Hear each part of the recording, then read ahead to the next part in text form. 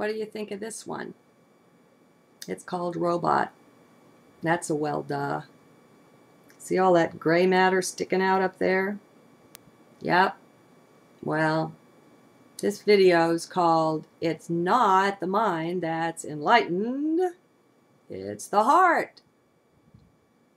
And so I come to you as representative of your mind. Hello, everybody. Ah. Can I wink? No, looks like I can blink, but this dude doesn't know wink from nothing. Okay.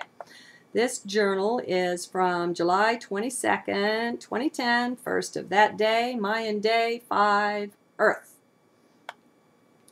I come to the journal in a certain amount of inner discomfort this day. I've just had about 5 things or so go together that are all pointing in one certain direction, an uncomfortable one.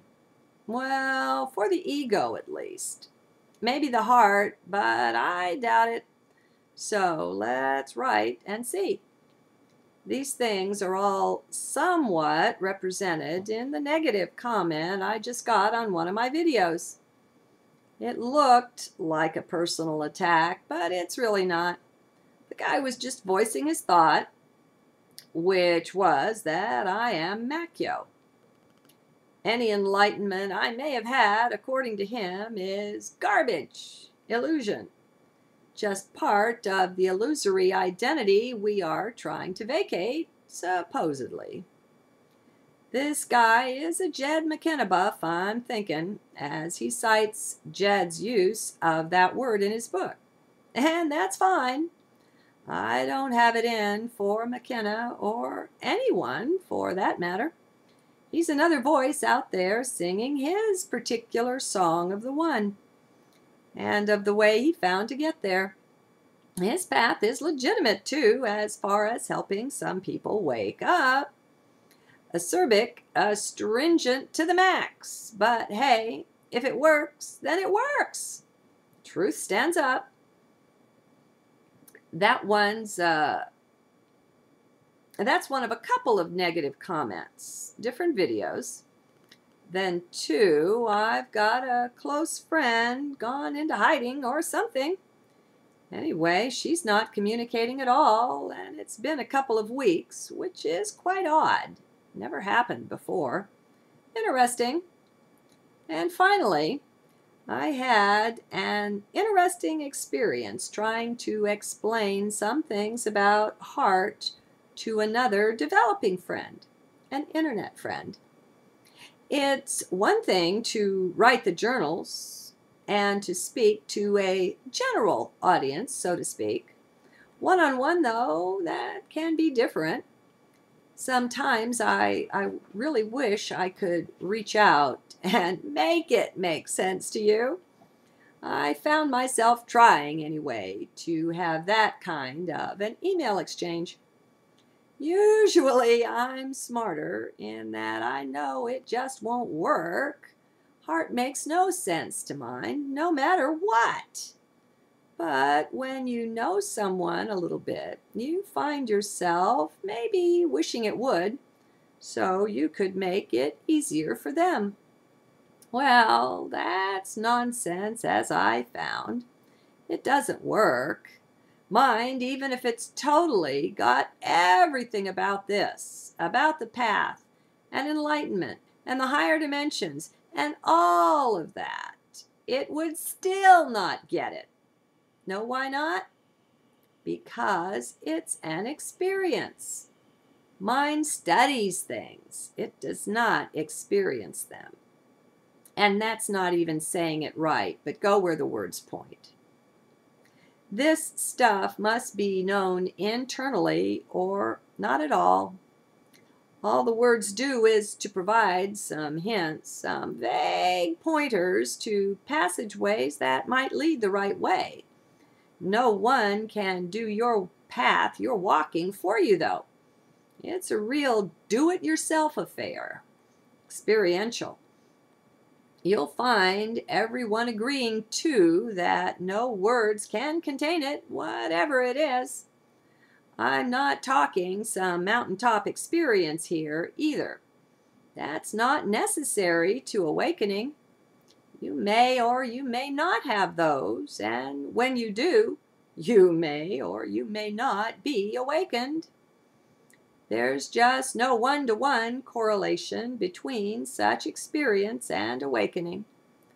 Experience is just a come and then go thing. Awakening stays.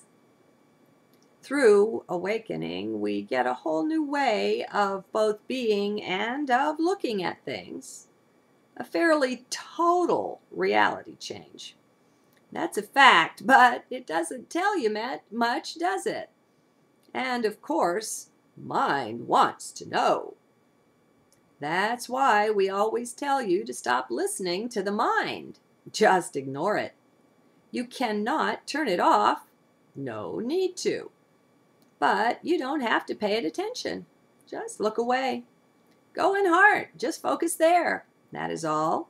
Be still, inside, and just listen. But listen from heart.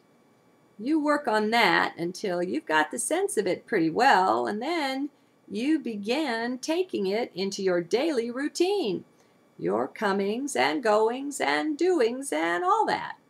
You still do the stuff that needs doing, only with this new focus, instead of forever listening to mind.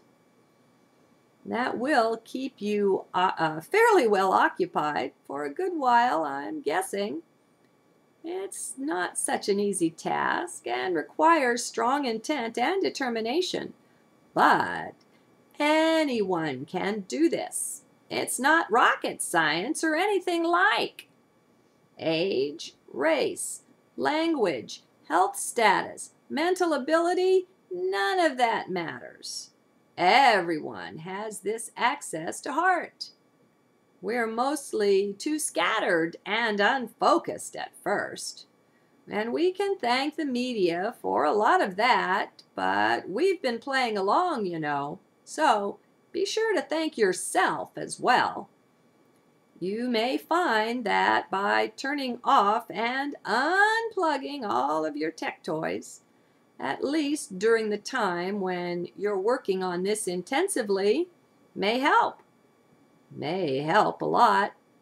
Cell phone, internet, microwave, TV, cordless phone, wireless stuff, all of it. Just cut it off.